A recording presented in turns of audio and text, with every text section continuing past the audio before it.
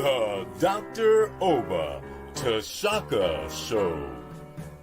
Free your mind, and the rest will follow. A show for all who are on the journey to discover the truths about their identity, history, culture, politics, spirituality, and family relationships.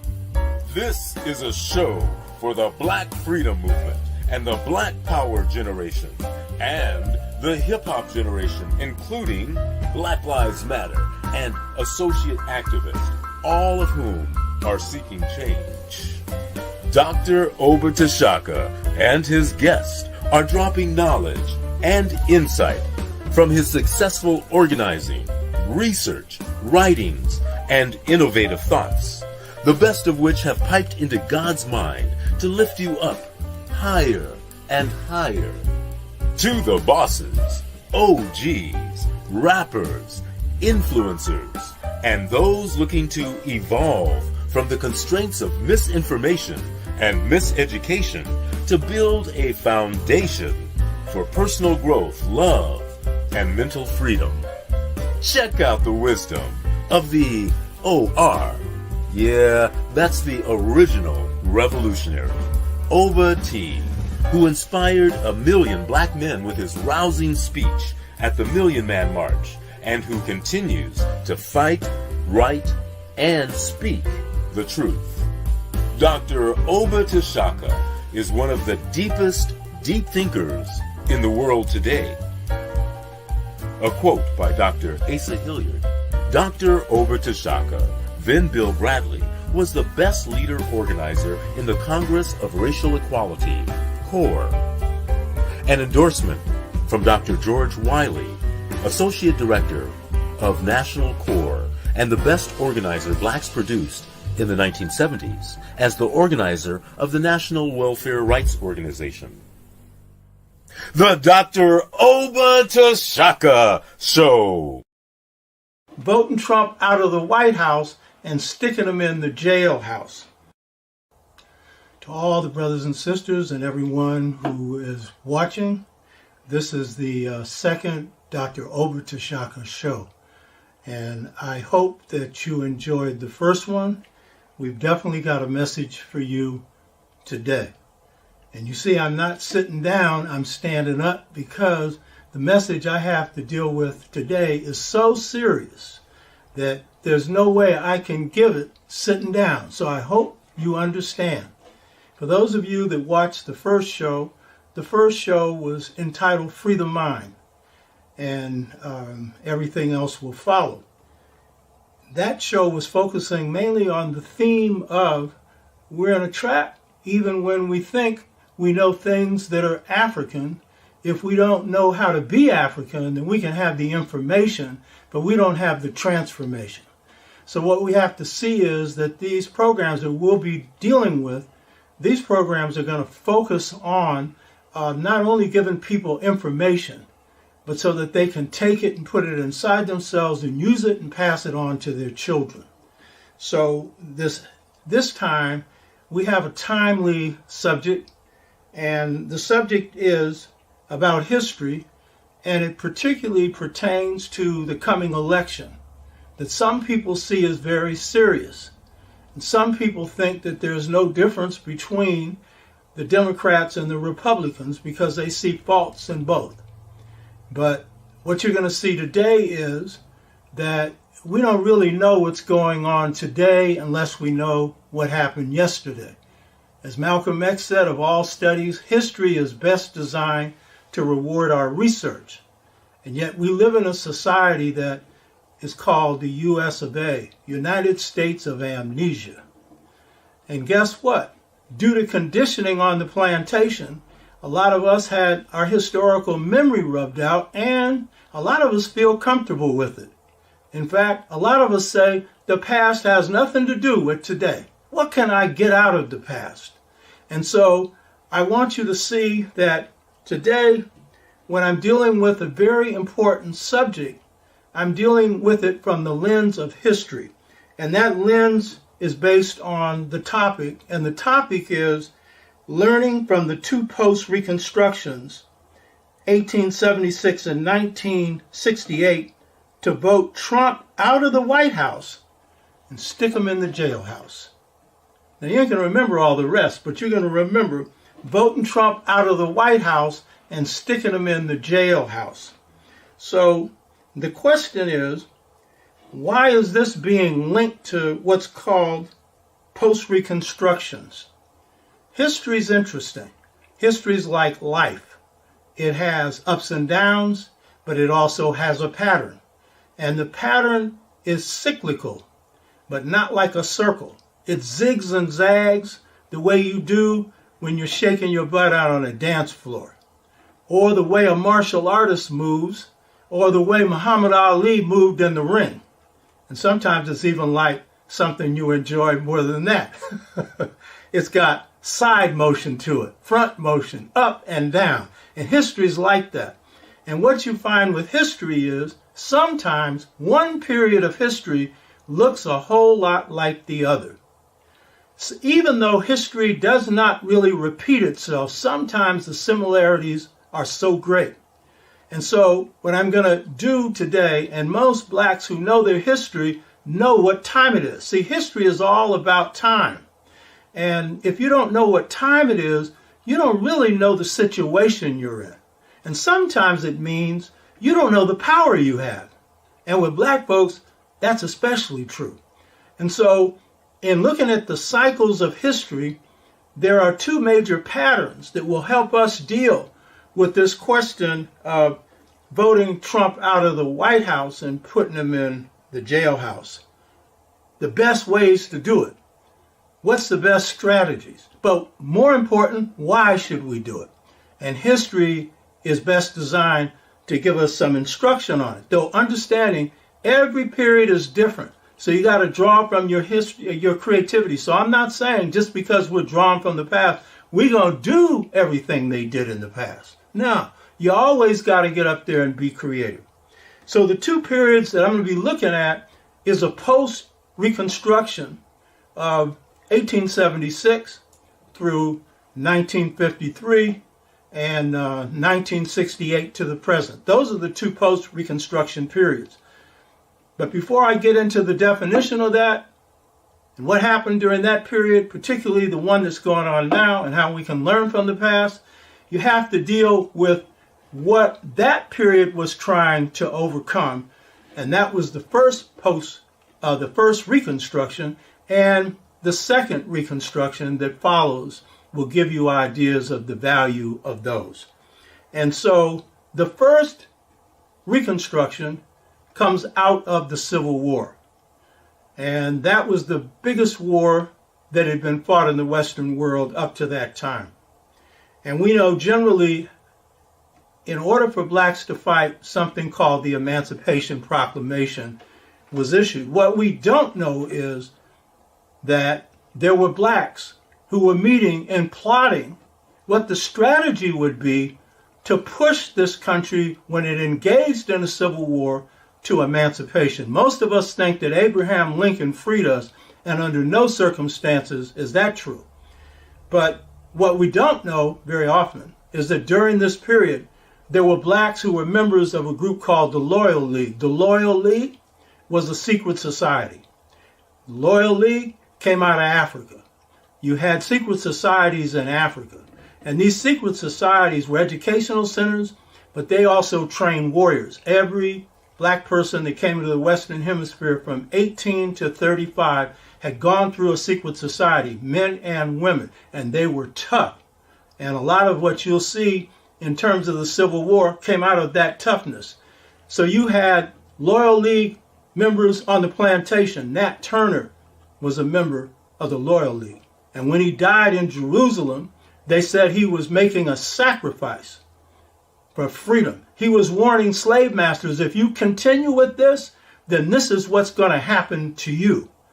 Another member of the Loyal League was a free man of color. His name was Martin R. Delaney. And most people consider him the most brilliant mind produced in this country in the 19th century. He went to Harvard for a short time, got him a medical degree. Not from Harvard, they actually kicked him out because the whites didn't want him there. and couldn't stand the sight of a brilliant black man, which is the sight of just about all black people. And so Martin R. Delaney and others, they had plotted the Civil War before it happened. They knew what was going to happen. They were what you call erudite Africans, because secret societies were highly educated, brilliant people. And so they plotted a strategy to push whoever was in office, because at that point they were planning way ahead of the Civil War. They didn't know who would be president, to push them to issue emancipation. And so finally, Lincoln decides to issue emancipation because, number one, they're losing militarily. They had very few victories. Whites were deserting and did not want to fight. And in the case of Britain, Britain was on the verge of recognizing the South. And had they done that, the Confederates would have won the Civil War, because Britain was the most powerful nation in the world. And so Lincoln, and I know some of you know this, but some of you don't, had stated when this war started, if I can win this war without freeing a single black person, an enslaved black person, I will. If the only way I can win it is to free a few, I will. But if the only way I can do it is to issue emancipation, then I will. He was against slavery, but he wasn't against abolishing. He wasn't for abolishing slavery. Typical liberal. Dick Gregory, was a friend of mine, said, you know, the difference between a liberal and a conservative is a conservative will hang you from a high tree and a liberal will hang you from a low tree.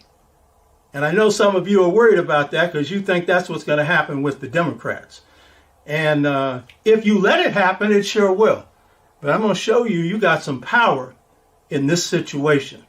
So what happens is Lincoln issues this emancipation, but it has no effect in freeing blacks because it is effective only where blacks are enslaved. It's designed to give blacks the incentive to fight.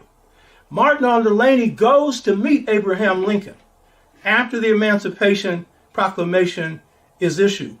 And Lincoln looks at him and says, Martin R.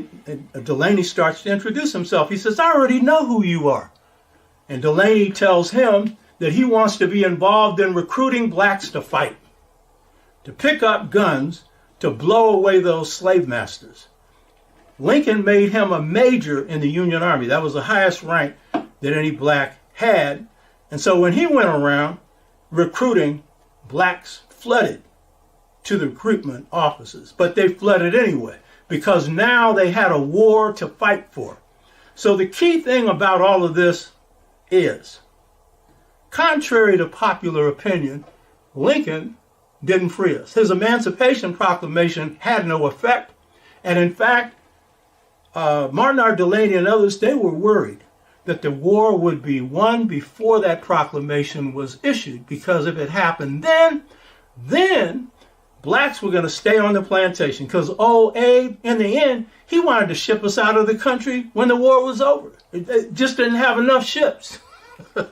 So the thing is, you got to understand that blacks engaged in this war, 179,000 black soldiers, in a war in which whites were killing each other. A war that was not fought for our freedom. It was fought to maintain the Union on the part of the North and to maintain slavery on the part of the South. And so what happens is, it's only when the black man, and by the way, we had black women working as spies. Some disguised themselves as men. Some of them were real tough. You know what I mean? And so what happened is, it was blacks with trusty Winchester rifles who did a favor to the slave masters. They made them holy, full of holes, and sent them back to hell where they came from. And these warriors were the baddest warriors that you could think of. So here's the point. Lincoln didn't free us, we freed ourselves. And here's the point. And this is the thing about understanding your situation today when you face the Donald. You understand? who thinks that he has an entitlement to be in office forever. What you need to understand is that when you face the Donald, you have power. And part of your power is revealed in history. So here's a time when the Civil War is going down, where the white man rules the world. Britain had been ruling for 200 years. They said the sun would never set on the British Empire. They controlled India, they controlled Africa, and until there was a breakaway in this country, they controlled this country. Yet, black men and women determined the outcome of the biggest war ever fought in Europe. Why? Because when there was a division between whites, we were the balance of power. And we determined the outcome. And what I'm telling you now, this election coming up right now, you're going to be the balance of power. And it depends on how many of you have sense or nonsense. How many of you are smoking and joking? And how many of you are serious? Because some of you are saying there ain't no difference between Trump and Biden. That's the same people, who said that there was no difference between Bush and Gore. Guess what? Had Gore been in office, there would have been no war in Iraq. Be sure of it. Old George Bush wanted to, whatever his reasons was, he went in there. But the point is that we have the power to determine an outcome, especially when we see division among whites. And guess what? They're more often divided than they're not. So it is the Civil War that created the conditions for what was the first Reconstruction. And when we understand the first Reconstruction, then we have a better understanding of the second Reconstruction. The first Reconstruction was based on a decision that was made to grant blacks certain rights: the right to vote, the right to hold public office. And once they got into those offices, particularly voting and in public office, and they served in offices at the local, state, and federal level. You had a few senators, you had a few in Congress. But they passed things like free public education, things like that empowered. In the South, it was the first time that education was free. But the key reason they passed it was that the South wanted to wage a war now economically. And the North's economic interests were threatened, and the only way they could be preserved was through empowering black people. And by the way, during this time, blacks were armed in the South. You had militias. Those militias were there to support Reconstruction governments. And those were Civil War veterans who could shoot. If they pointed a gun in a certain direction, you dead. They weren't just protecting Reconstruction governments, they were protecting their families. And you had militias in Mississippi, which is the largest population of blacks in the country and the most vicious. And blacks were there to match fire with fire. And you had them in South Carolina, and you had struggles in Louisiana. So this was the first Reconstruction. And the key victory we gained there was we freed ourselves. And in the case where whites were evenly divided, we determined the outcome. And in fact, without 179,000 black, bold men, this country would be different. So that's the first Reconstruction. The second Reconstruction starts in 1954 when black people rise up in the Montgomery bus boycott and then start a black freedom movement that kicks off at a heavy level with the student sit-ins and spreads across the country. The key point about this period is black people secure the first victory against white supremacy. The first victory. They tear down Jim Crow, or what we would call Southern segregation, or more properly, Southern style apartheid. They defeated it with a series of jiu-jitsu moves. Very smart. The point is, that was a great victory. Now, at the time in which blacks fought in the Civil War, the tide of history was against them. White people all over the world had power. But at the time of the victory in the Black freedom movement, the tide of history had changed. It had changed. The head of Britain had gone through Africa. And what he said was that there are winds of change blowing in Africa. He said that Africans now have a sense of freedom.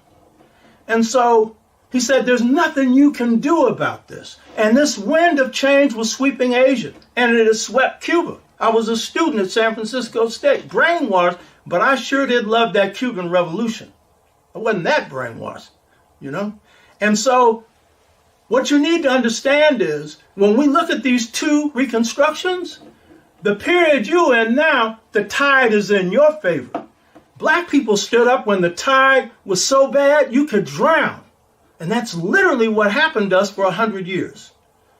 Under this Jim Crow, under bulldozing, under murder, under segregation. But black people stood strong. But now, in this second Reconstruction, blacks are fighting to get back what they lost in the beginning and end of the first Post-Reconstruction. And that is what Reconstruction is about. It is about securing rights. And so in the case of the Black Freedom Movement, they rendered a defeat to white supremacy. And that was the key thing that characterized that particular period. And so what we see is that during this period, there is a defensive posture that whites take. They're on the defensive. And this particular defensive posture is a posture in which whites, particularly the right wing, your president,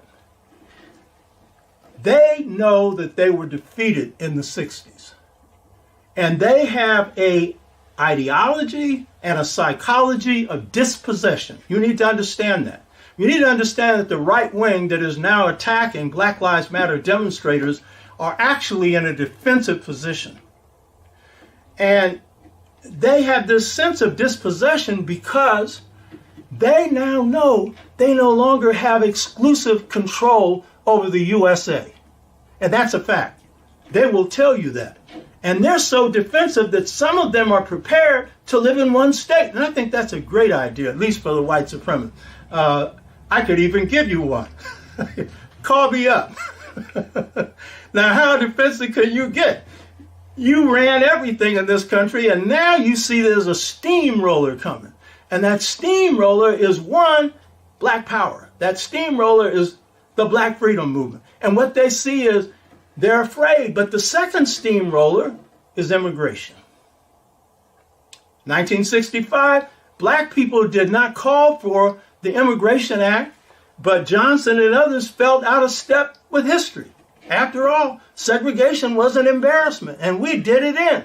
And so now they said, well, let's be liberal. Let's open the country up. Now, you know, Lyndon Johnson was no liberal. And by the way, for those that think you can't work with a Biden, we worked with Johnson. We put pressure on his butt. That's what got a voting rights bill. That's what got a civil rights bill. You don't talk about someone that you're going to put pressure on has to be in love with you. All they have to be is exposed to you. Exposed in a way that you can kick their behind. And I'm telling you, we've got a movement going on, a wind in our back. We'll get into that later. And it gives you the basis for putting demands on a Biden administration. And if you think you can demand anything of Donald Trump, his mother couldn't even tell him anything. His advisors can't even tell him anything. In fact, his Secretary of State Tillerson called him a moron. And I think that that might be an understatement. A moron is president. You understand? Any black person who holds back on this election after you know what time it is, you're going to have to ask a question to your children. They're going to ask you, Daddy, Mama, what did you do in 2020? Did you stand up for my rights? And if you got the wrong answer, sorry for you. So it's a question of smoke or a vote. Smoke, talking jive. There ain't no difference between these two candidates. When I get through, if you don't see some differences, and if you don't see the differences already, then I'm sorry for you. So the thing is, we got to understand that the second Reconstruction is coming up during a time of global change, And it's a time where Africans are rising. Here's the other thing to understand about this era. In the first period of the first Reconstruction and then the first Post-Reconstruction, 1876, whites were on the high tide. So they weren't on the rise, they were in power. But with World War I, Britain fell. They became a debtor nation. That is the key indication of decline. By the way, America's a debtor nation now. It's in debt to China. Shipped its manufacturing there and is now complaining about Chinese power. So what you have to understand is that in this era, we are in a period in which the West has fallen and America is in decline and falling. And by 2044, black, brown, red, and yellow people will be a majority in this country. And by that time, China will be the foremost power in the world, and there's nothing they can do about it. So what you need to understand is you're in the high tide of history. So it's a question if you go with the wave and take advantage of the motion in the ocean. You hear me? And if you do that, you're going to swim on the side of freedom. And if you don't, you'll be drowned. Like a lot of these little puppets running around here talking about they like Trump, or they don't really care about this election. They don't really care. And that's when you have power. Somebody's going to bust into your house and rape your wife, and you're going to say, I ain't got no power, man. You know what I mean? What kind of chump are you? I'm telling you what's getting ready to happen, because this is the second Post-Reconstruction. We're going to get into this in a minute. It's worse than rape, because it ain't just raping one wife. It's raping a people, and it's worse than that. So that's the first thing about this period. This is the high tide for us. The other thing, when we look at this first Reconstruction, and we see that blacks decided the balance of power, that was because of their strategic position. We had just occupied this strategic position. And what does that mean? We are located inside of the beast. And so when we move, we can shake everything up. That was their mistake of ever bringing us inside this house, because when you're located inside a house, you can mess up the furniture. You understand? And so that was the strategic power then. But guess what? We have more strategic power now, provided that we know it. A lot of us don't know it. And what is that strategic power? It is based on being located in this place, but it is also based, as was the Civil War, on the culture of the people who are located in this place. This culture, African American culture, that drove the movement for liberation of Africans during Reconstruction and post-Reconstruction, is the culture of popular choice that black people have. One of two cultures indigenous to this country, the other being Native American culture. And so when we move, it's our culture that moves us. And what's the heart and soul of this culture? It's freedom. You hear me? Freedom. Black people love that. All people do. But for black people, our notion of freedom is qualitatively different from whites. The white notion of freedom is whoever has freedom does whatever they want. That's the Donald's philosophy. Donald said he's president and he can do whatever he wants. The Donald went and took mailboxes and stuffed them and drove them away and said he was doing it. Told you he was cheating you right in front of your face. Took these mail sorters and tore them apart. And then said they was going to do it. And then had the nerve to talk about this election will be stolen from him because mail-in votes always lead to theft. When they did a study on this, out of millions of votes, hardly nobody steals. Nobody votes double because it's a felony. Who's going to do that for one vote? Give me a break.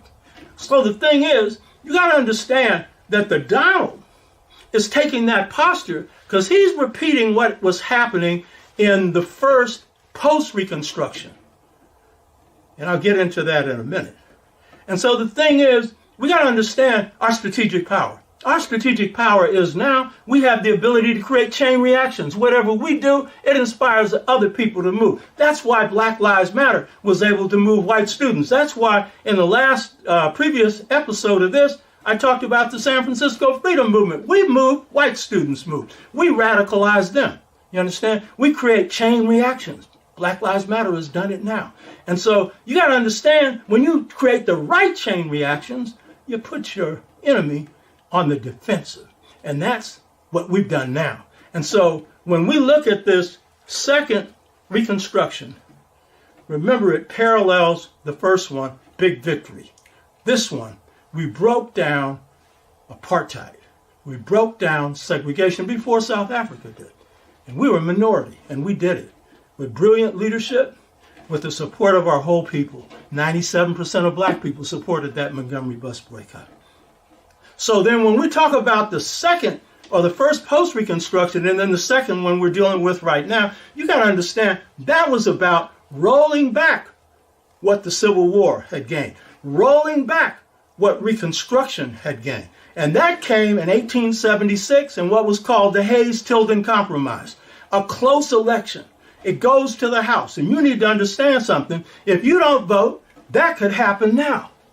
Because every indication is you should sweep this guy out of office. He's scared. I'm going to tell you something. I'm talking about putting Trump out of the White House and in the jailhouse. He fears that because he got prosecutors in New York, he's got federal prosecutors, and he's got the IRS. And they are waiting for him to get out of office so they can pick every feather and then throw him in jail. And he's scared to death of it. Well, let's reward him with his best fear. You hear me? And so the thing is, if we look at this second post-Reconstruction, we'll better understand what has happened with this, actually first post-Reconstruction, what is happening now with the second post-Reconstruction, and what is that? In the first post-Reconstruction, blacks had gained all this power that I talked about. At the time they were gaining the power, at the same time the Klan was rioting. All kinds of other groups were rioting. There were right-wing groups like the Jayhawks, the Regulators, the Black Horse Cavalry. They were all over the place. And blacks were at the same time armed, but it was underground operations, secret societies coming at you from the right-wing side. And so what happens is between 1861 and 1876, there is every kind of move to remove blacks from office, to end the black vote. And so in 1876, a state like Mississippi is able to return to the Democratic column, which was the column then of the slave master. 33,000 votes was the difference between winning and losing. And so they got 33,000 votes, and then the whites came into power.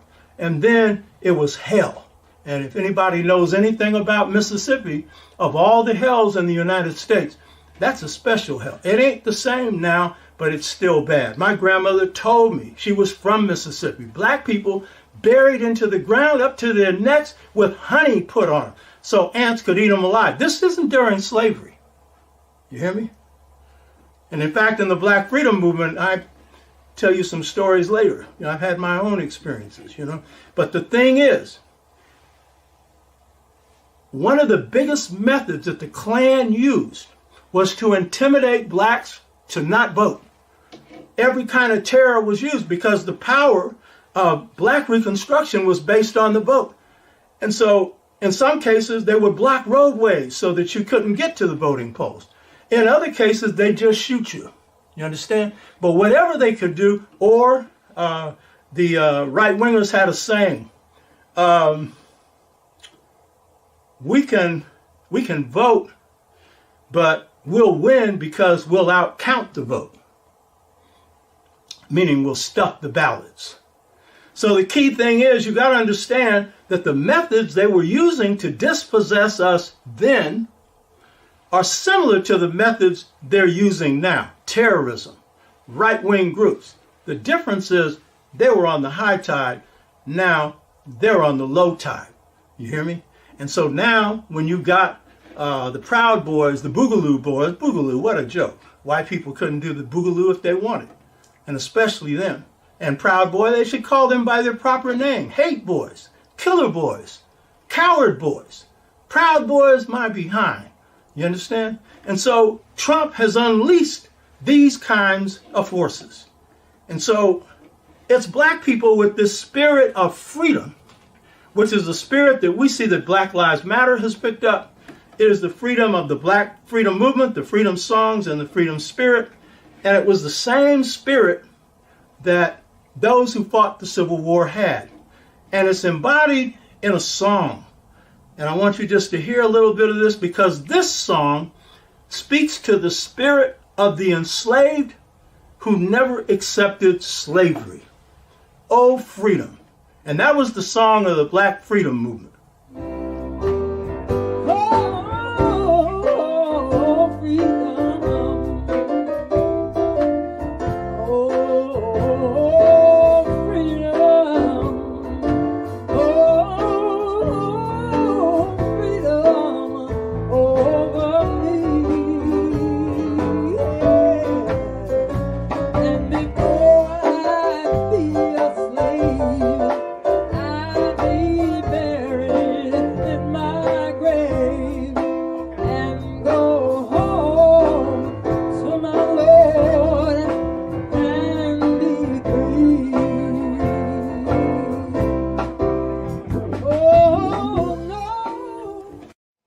Song sung by Sister Carol Stallings, a great singer. That song is summarizing the spirit of our people. And that spirit in enslavement was that the African never accepted slavery. And so that song says, before I'll be a slave, I'll be buried in my grave. Oh, freedom. That sounds like a song that someone that wasn't enslaved would sing, because they did not accept the condition of bondage. They did not accept the conditions of psychological, cultural, and social degradation. They knew they had chains around their wrists, but their souls were free, and they were going to fight to be fully free. And so when we were in jails in the Black Freedom Movement, that was the song of the freedom movement.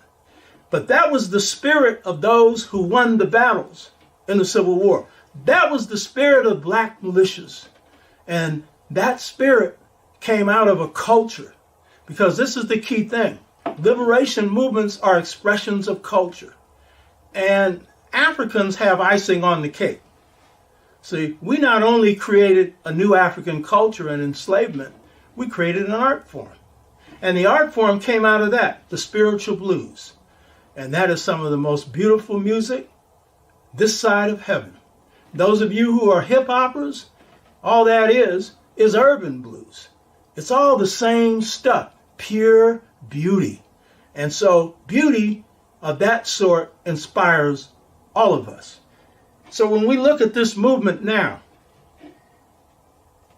this post-Reconstruction, we need to understand it begins in 1968, the second post-Reconstruction, with Richard Milhous Nixon.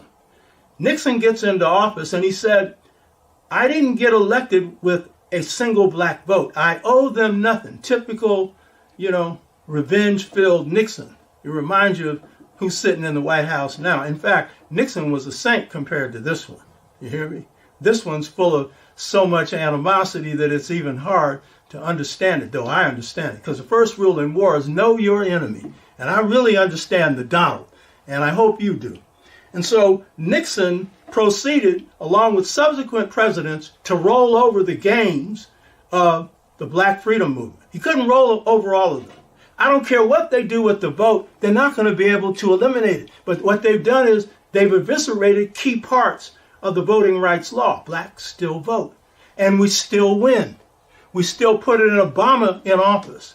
And as disappointed as some blacks may be with Obama, and some are not, because it was a great thrill for them to see a black man in the highest office in this country.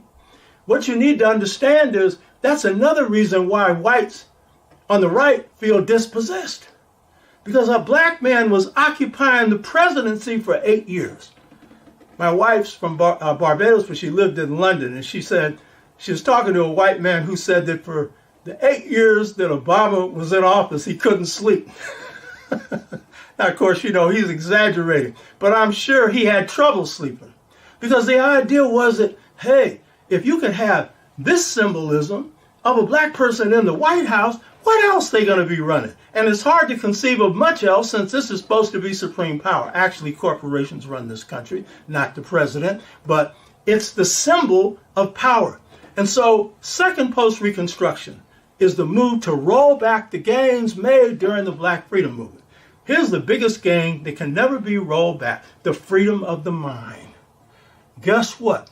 Those winds of change that began to blow in Africa, and then blow in Asia, and blow in Cuba and other parts of the world, those winds of change has risen up in a new generation. And this is the generation now. We're talking blacks and a lot of others. And so you can't roll that back. And a free mind is the key to everything else. And you know, that's the key to this show here, by the way. So we're now in a stage where we have to be looking at how can we defeat this guy and why. And I'll be getting into more whys in a minute.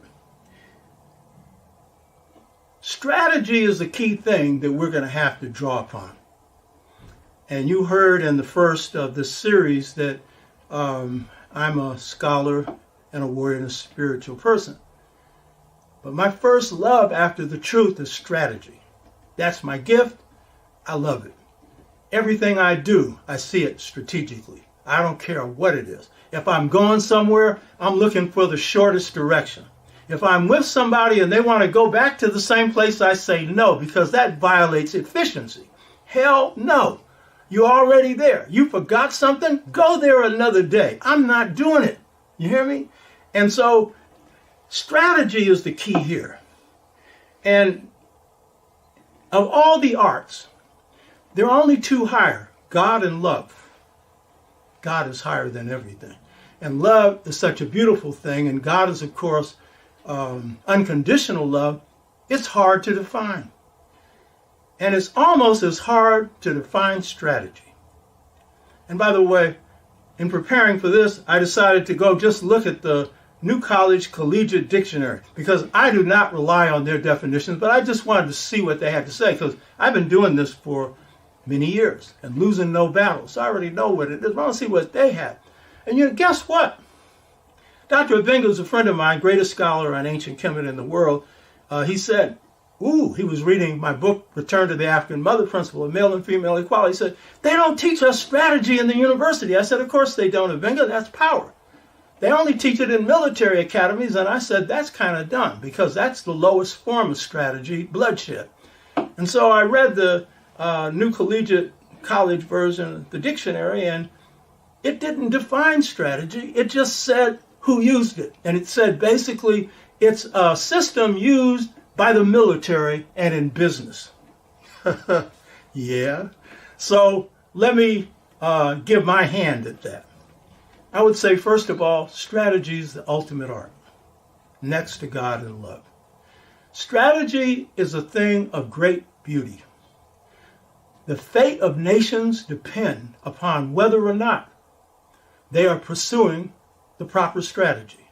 Whenever you see nations that are strong, their strategy is good. We're going to talk about COVID-19 in a minute, and you're going to see nations that have pursued the right strategy. And guess what? It's not the United States. And guess what? It's not most of Europe either. So strategy is an art that some would say it is the overall direction and tactics of the way, the steps to getting there. But that doesn't describe it. Strategy is like water. It overpowers everything in its way. Good strategy. And strategy on a perfect level is the art of winning without fighting. I've done that many times. When I was young, I did it and couldn't explain how I did it in the most complex circumstances. In others, it was fairly easy. But when I got older, I could actually define the circumstances under which a perfect strategy could be executed, then execute it and sit down and watch my enemy fall without touching them. That is pure pleasure. You hear me? So the question is, what does strategy have to do with right now? This is the second post-Reconstruction. We also suffered in the second post-Reconstruction the loss of jobs, families breaking up, drugs being put in black communities, the assassination of many of our leaders. I call this in the book, The Integration Trap, Generation Gap, caused by a choice between two cultures. I call this a choice between two cultures, an unconscious choice. We'll talk about that at another time. What's interesting about what's happening right now is the generation of the hip-hop generation, this generation, those who have become activists and who have decided to stand up and who have taken the stand against police violence, have taken the stand where they're saying, well, let's restructure this and let's take money out of the police department and put it into social programs. And they got smart enough, and I knew that's where they were headed, to say, and let's take money out of the Defense Department so we'd have money to create homes for the homeless, jobs for the unemployed, education for people who are being miseducated, and a real healthcare system, because if you had one, people wouldn't be dying like flies. And so what is it about this Black Lives Matter, which is riding the tide of the high tide of history, that's so good? Like the 60s, they are pursuing good strategy. In the 60s, black folks came up with tactics and strategies in the South that worked to break up segregation. That was the march. You know, that was Birmingham. That was Selma. That got you civil rights legislation and voting rights legislation. So say what you want about the 60s, it produced victory. And so what is good about Black Lives Matter right now? A, they're demonstrating the strategic power of black folks. When we move, the world moves. 50 states at one point involved in Black Lives Matter demonstration. And a lot of whites, brown, red, and yellow. And some blacks who don't understand their power, they'll say, oh, the whites are taking over. You're leading it. So how's that happening? You understand? And some of them are coming out because COVID has sent them out. Some of them are coming out because they're unemployed. Some of them are coming out because they're mad. They understand they got a madman in the White House. They're angry. And we're giving them a way to fight that makes sense. They're not getting sent to the slaughter. Because one of the things about strategy that's good is, in war, a good strategist always takes the high ground. They get to the high ground first. That's in geography. So that enables you to rain all kinds of firepower on your enemies. That's in war. But in politics, it's taking the high political ground. In politics, it's making the right moves. Strategy's like a dance. It's moves, baby. And I can always tell by people's moves whether they're going in the right direction or the wrong direction. So what was the right moves they did? They did what I'm trying to do with you. They looked at our history. They learned some fundamental lessons. And what were the lessons they learned? Well, the first one was they learned that the march worked for kings. So that's something they could use. It worked for the movement. That was something they could use. A bunch of women are at the head of this. Black Lives Matter, some brothers too, but more sisters. And that's right. Black communities broken up. Who's holding families together? It's sisters more than anything else. And so what did they do? They dug deep down into the black political playbook. And they pulled out the strategy of Sister Ella Baker. As the members of the Student Nonviolent Coordinating Committee, also known as SNCC, said, no Ella Baker, no SNCC. Now, she had a philosophy and so did the students. And what was it? Leadership shouldn't be singular. She said single leaders have feet of clay. She said we should have group-centered leadership. Well, that's what the students already wanted anyway. Black Lives Matter has improved on that. They call their thing leaderful. just full of leaders. So many that I'm sure it's confusing Homeland Security.